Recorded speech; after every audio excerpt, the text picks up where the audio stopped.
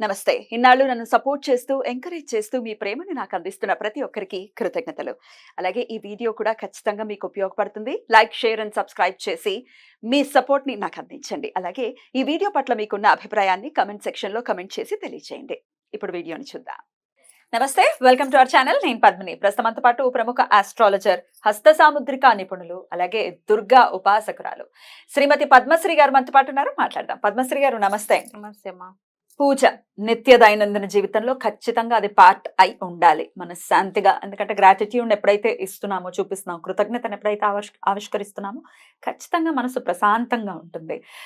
మరి స్వామి మనకి ఇన్ని ఇస్తున్నాడు, బ్రతికున్నాము, తింటున్నాము, హాయిగా ఉంటున్నాము. చిన్న చిన్న కష్టాలు ఉంటాయి, ఉండకుండా ఎవరు ఉంటారు, సుఖాలు కూడా ఉన్నాయి కదా. మరి గ్రాటిట్యూడ్ అయితే చూపించాలి. అయితే పూజ విషయంలో రకరకాల సందేహాలు ఉంటాయండి.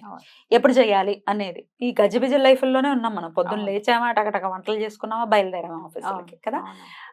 బ్రాహ్మీ ముహూర్తంలోనే చేస్తే పవర్ఫుల్లా, లేకపోతే సాయం సంధ్యా కాలంలో చేస్తే పవర్ఫుల్లా, ఇట్లా రకరకాల సందేహాలు ఉంటాయి.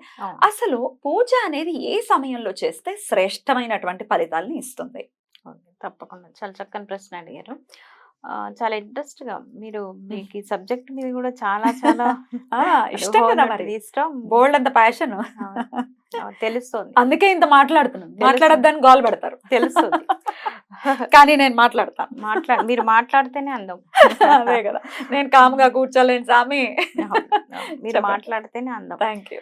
అయితే పూజ అనేది ఫస్ట్ మనం వెనకటి నుంచి కూడా ఏం చెప్తారు, బ్రాహ్మీ ముహూర్తం అనే చెప్తారు. కానీ అది అందరికీ సాధ్యపడకపోవచ్చు. పాపం కొంతమంది ఇప్పుడు ఉన్నటువంటి జనరేషన్ లో పాపం భర్తలు జాబుల నుంచి లేటుగా రావడం, వాళ్ళు పడుకోవటమే లేట్ అనుకోండి. పాపం ఆ బ్రాహ్మీ ముహూర్తం వరకు ఎలా లేవగలుగుతారు? అది ఇంపాసిబుల్. చాలా ఇబ్బందులకు గురవుతుంటారు. కాబట్టి సరే, బ్రాహ్మీ ముహూర్తంలో ఇబ్బంది లేదు, చేసుకోగలం అనుకుంటే అసలు మంచి టైం అది అని చెప్పుకోవచ్చు. పర్టికులర్ గా ఏ టైం అండి? 4 నుంచా? అంటే 4 నుంచి అంటే 5 లోపు చేసుకోవాలి. 3 to 5 అని చెప్తారు. బ్రాహ్మీ ముహూర్తం అంటే లేచి కాస్త ఇల్లు వాకిళ్ళన్నీ శుభ్రం చేసుకొని అంత సిద్ధం చేసుకోవడానికి టైం 5 వరకు, 5 బిలో చేసుకోవడం అనేది చాలా మంచిది అనమాట. అంటే సూర్యోదయానికి 1.5 గంటల ముందు ఉన్నటువంటి సమయాన్నే బ్రాహ్మీ ముహూర్తం అని అంటారు. అయితే ఆ బ్రాహ్మీ ముహూర్తంలో వీలైన వాళ్ళు చేసుకోవచ్చు, తప్పలేదు. కానీ పాప అందరికీ సాధ్యపడదు. సాధ్యపడడానికి వాళ్ళు బాధపడాల్సిన అవసరం ఏం లేదు. అంటే ఉదయం 9ంటికి చేసుకోవచ్చు, 7ంటికి చేసుకోవచ్చు. అంటే ఎటుగుడి 11 గంటల లోపే పూజ కార్యక్రమాలను కంప్లీట్ చేయాలి. మిట్ట మధ్యాహ్నం 11 తర్వాత మాత్రం చేయకూడదు. అది చాలా అంటే ఉపయోగం ఉండదు, చేసిన ఉపయోగం ఉండదు అనేది చెప్తారు అనమాట. అంటే భగవంతుడు విశ్రాంతి తీసుకునేటువంటి టైం గా చెప్తారు. మళ్ళీ మనం ధూపాలు వేసేసి దీపాలు పెట్టేసి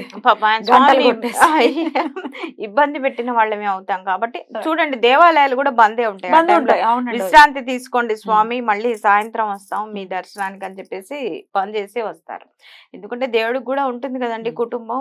ఈ లోక రక్షకుడు అందరినీ చూడాలి, ఉదయం నుంచి పెట్టినటువంటి అప్లికేషన్లు చూసుకుంటూ ఉండాలి, అవన్నీ ఉంటాయి కదా. మనకు అర్థమైన భాషలో ఉంటాయి కదా. ఎవరెవరు ఏమేమి కోరుకున్నారు, వాడికి ఎలా చేస్తే బాగుంటుంది అని వాళ్ళు తర్జన అవుతూ ఉంటారు.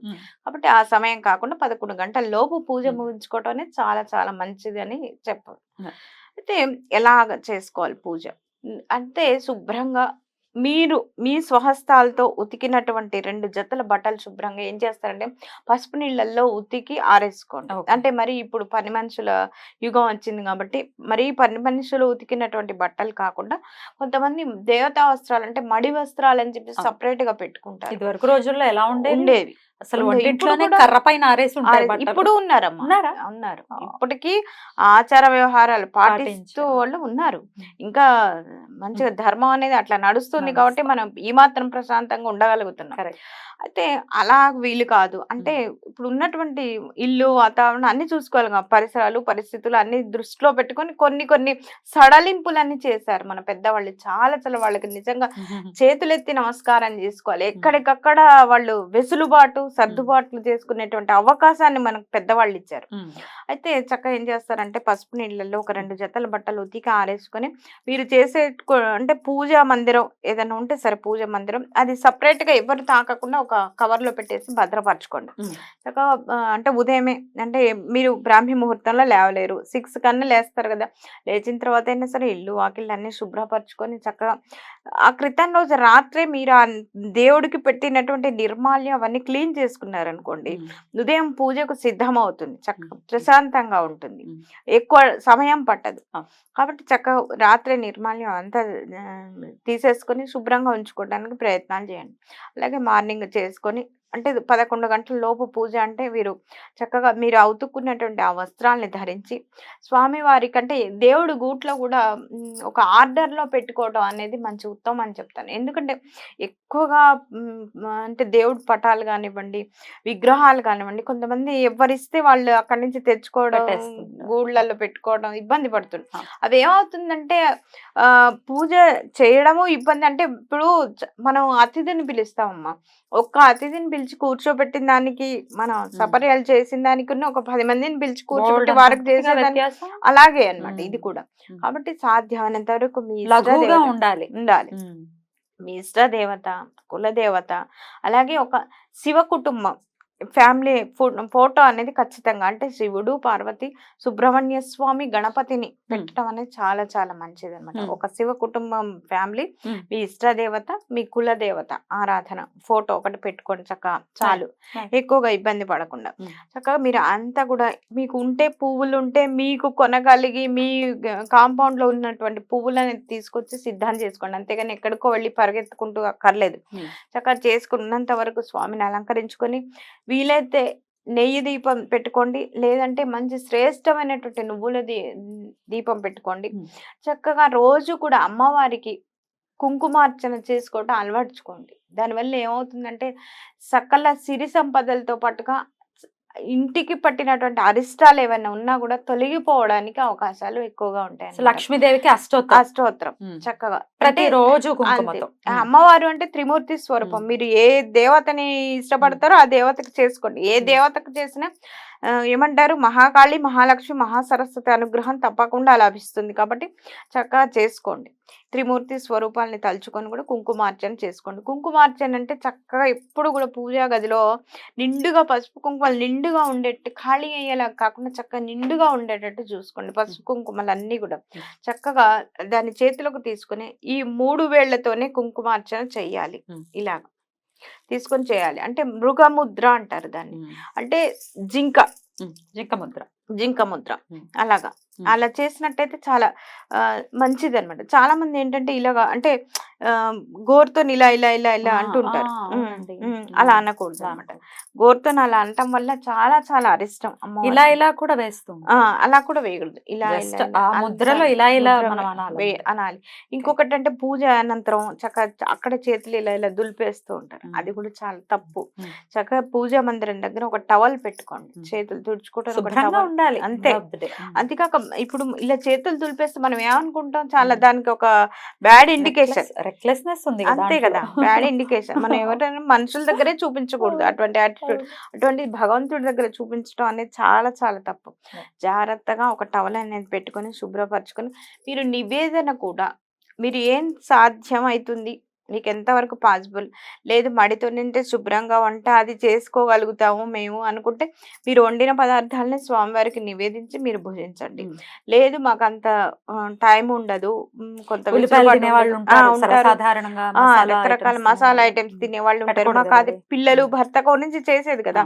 కాబట్టి దేవుడి నివేదన కోసం చక్కగా కిస్మిస్ పండ్లు పెడతారా, మంచిగా డ్రై ఫ్రూట్స్ ఏదైనా పెడతారా, మిశ్రీ ఏదైనా పెడతారా, లేదంటే ఇవి ఉంటాయి చూసారా ఉసిరికాయ, అవి ఎండు ఉసిరి అవి వస్తాయి చక్కగా ఆమ్లావి, అవి పెడితే అమ్మవారికి అంటే లక్ష్మీ అమ్మవారికి చాలా చాలా ఇష్టమైనటువంటి చక్కగా. దానివల్ల 2 ఉపయోగాలు, అమ్మవారికి చక్కగా నివేదన చేసింది మనం స్వీకరిస్తే మనకి విటమిన్ సి అద్భుతంగా లభిస్తుంది. రోగ నిరోధక శక్తి పెరగటంతో పాటుగా అమ్మవారి లక్ష్మీ కటాక్షం. కరెక్ట్. అందులో చెప్తాం కనకధార స్తోత్రం ఒక ఉసిరికాయతోనే ఉంటుంది అదంతా కూడా. అయితే లక్ష్మీ అష్టోత్తరం ఖచ్చితంగా ఎవరైతే ప్రతినిత్యం చేస్తున్నారో సిరి సంపదలు అనేవి ఖచ్చితంగా డెఫినెట్ మీరు చెప్పినటువంటి ముద్రలో చేస్తూ ఉంటే చాలా చాలా. అలాగే ఏం చేస్తారంటే మీరు ఆ నివేదన పెట్టిన ప్రతిసారి ఒక రాగి చెంబు చిన్నది తీసుకొని వచ్చి దాని నిండా వాటర్ నింపేసి అక్కడ పెట్టాలంటారు. అంటే జీవశక్తి మనకి మొత్తం సృష్టి అంతా కూడా పంచభూతాల్లో నీరు కూడా ఒకటి, అలాగే జీవాధారం చక్కగా ఉంటుంది. అంటే దానిలో పాజిటివ్ వైబ్స్ అంతా కూడా ఆ వాటర్ లోకి వస్తాయి అనమాట. భగవంతుడిలో ఉన్నటువంటి శక్తి మొత్తం కూడా మనం అక్కడ పెట్టినటువంటి అంటే రాగి చెంబులు, రాగి అనేది చాలా మంచి లోహంగా చెప్పుకుంటాం మనం, ఆకర్షణ శక్తిగా మనం చెప్పుకుంటాం. కాబట్టి రాగి చెంబులో నీళ్లు పెట్టడం చిన్న మూత పెట్టేయచ్చు. అందులో 2 తులసి దళాలు వేసేసి స్వామివారు స్వీకరిస్తున్న భావనత అది ఏం చేస్తారంటే మళ్ళీ సాయంత్రం చక్కగా ఇంటిల్లి పాది కూడా తీర్థంలాగా స్వీకరించినట్టుంటే మనకు ఆ శక్తి అనేది వస్తుంది. స్వామివారి అనుగ్రహం కలగడానికి కూడా అవకాశం ఉంటుంది. ఇంకోటి ఇక్కడ చూడండి, మన రాగి చెంబులో నీళ్లు తీసుకోవడం వల్ల కూడా చాలా ఆరోగ్యానికి మంచిది అని చెప్తారు. 2 విధాలుగా కూడా ఇక్కడ ఉపయోగం ఉంటుంది అనమాట. అంటే డైరెక్ట్ గా రాగి చెంబుల్లో నీళ్లు తాగలేరని భగవంతుడి దగ్గర పెట్టింది, కనీసం అలా తీర్థం లాగానే పోయినా లోపలికి కాస్త నిరోధక శక్తి పెరుగుతుంది, వ్యాధి నిరోధక శక్తి అని. కాబట్టి మనం వెనకటి వాళ్ళు ఏది చెప్పినా అద్భుతంగా అమోఘంగా ఉంటాయి అనమాట. చిన్న చిన్న టిప్సే అనిపిస్తుంది కానీ దాన్ని వెనక ఉన్నటువంటి అర్థం చాలా చాలా గొప్పగా ఉంటుంది అనమాట. రైట్, అద్భుతం అండి, చాలా చక్కగా వివరించారు. ఖచ్చితంగా ఇలా చేసుకుంటూ సమయాన్ని, ఇంకొక ఆల్టర్నేటివ్ కూడా ఉంది కాబట్టి చక్కగా ఆ సమయాన్ని వినియోగించుకుని ప్రతినిత్యం అమ్మవారి సేవ చక్కగా అలా కుంకుమార్చన చేసుకుంటూ ఓం శ్రీమాత్రే నమః, శ్రీమాత్రే నమః, శ్రీమాత్రే నమః చక్కగా ఒక్క నామం వేరే ఏవి రావాలనుకుంటే ఓం శ్రీమాత్రే నమః అని చదువుకున్న చాలా అద్భుతం. రైట్ అండి, చాలా బ్యూటిఫుల్ గా ఎక్స్ప్లెయిన్ చేశారు. ఆల్టర్నేటివ్ ఏం చేయాలో తెలియదు అనుకునే వాళ్ళకి డెఫినెట్. నమస్కారం.